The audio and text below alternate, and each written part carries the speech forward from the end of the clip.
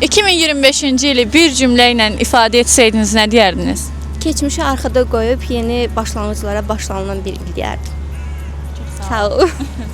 2025-ci il mənə düşərli il olub, nəvam olub. Təbrik edirik.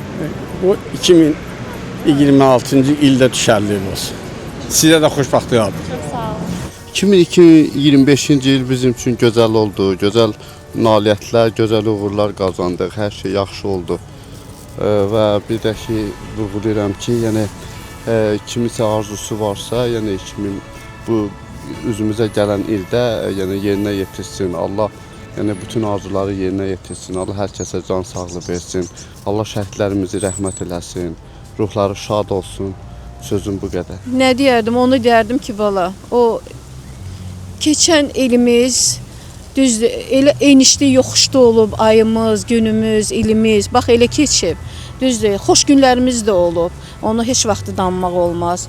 Amma ümumilikdə yaxşı günlər də o olub ki, yəni nə deyim, dövlətimizlə bağlı xoş günlərimiz keçirmişik, bayramlarımız olub. Sonra necə deyim, o əsgərlərimi özüm elə ona uyğun işləyirəm deyənə. Əsas əsgərlərimizlə bağlı çox xoş şeylər olub. Yəni qazilərimizə ad da veriblər, qiymətləndiriblər də. Yəni dövlətimiz sağ olsun. Yəni bunu deyə bilərəm. Çox qəşəng keçib, bütün xəyallarımın gerçəkləşdiyi bir il olub. Çox sağ olun. Sizə sağ olun.